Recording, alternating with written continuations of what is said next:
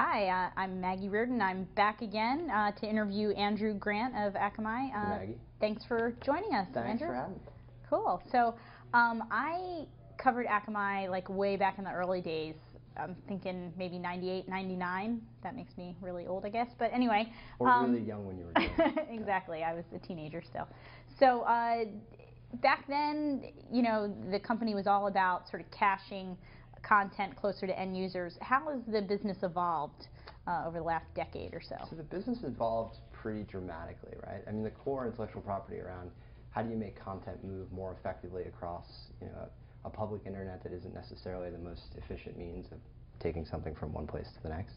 That core IP really still serves as the backbone of the company, but I work in the media business, and so a lot of what we're doing today is really trying to figure out how, in the face of this, ever hyper-connected era, are we able to go and build out a platform and expand that platform to be able to support sort of the full suite of services that a media company or a content aggregator needs in order to be able to address that sort of very dynamic and often woefully complex world of consumer devices. Okay, so and security is a big part of that, and I don't know how much into authentication or whatever you guys get, but talk a little bit about how you handle that. How is security an important aspect of what you do and part of the service that you offer? Well, we think about security really in terms of three key things, right? There's the asset, right? So the individual, say in the case of premium content, you have a film. There's the brand, right? Which is that if I have, if I'm Sony and I have a website, I need to make sure that my brand remains, sort of paramount in the delivery of the site itself. So we need to be able to defend against the kind of hacking attacks or denial of service attacks that have started to sort of run amok as this Wild West has gotten wilder over the last couple of years. And then there's consumer data, right? There's sort of personally identifiable information, consumer transactions, a lot of the sort of commerce opportunities that are being embedded inside of that media experience today. They also require a different sort of level of security and protection. So we look at the network as an ability for us to go and execute across all three of those planes, to be able to secure the asset, as it runs from the point of ingest all the way out to delivery out to any number of consumer devices.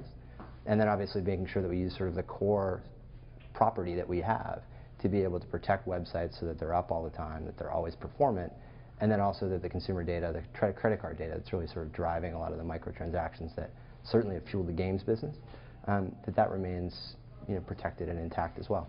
So now are you, do you see a role for Akamai at all in being any kind of cop on the beat for piracy?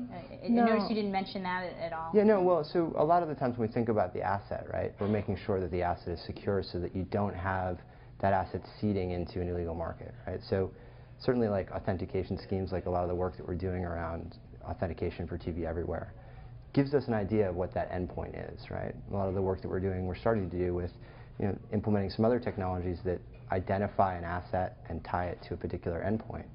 Those are fundamentally anti-piracy activities in terms of securing the asset. But in terms of the cop on the beat, I definitely wouldn't say that Akamai sort of lives in that space, right? We're very aware of our customer base. That's a dangerous space to be in. Yeah, I think that's not really where our core business is, right? We think that it's critically important for us to use the network to make sure that assets are secure and web properties are secure. But the idea of actually serving as a means of interdiction, that's not what we do. Yeah.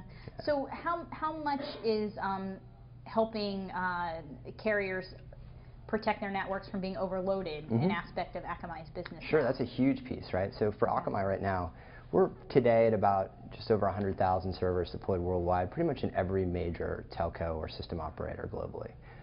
So a lot of the value that we deliver to those guys is being able to make sure that they can effectively manage and handle huge spikes and wanes in traffic, the backhaul across the network, whether you're a mobile operator or whether you're say a cable provider, associated with off-net delivery of internet content. All that sort of serves as a cost, a drag on network utility. Network optimization is really important there. And so part of what we do when we deploy our servers deep inside these networks is help sort of facilitate the more effective balancing of that content load, that traffic load, as internet volumes go up and down over time. Right.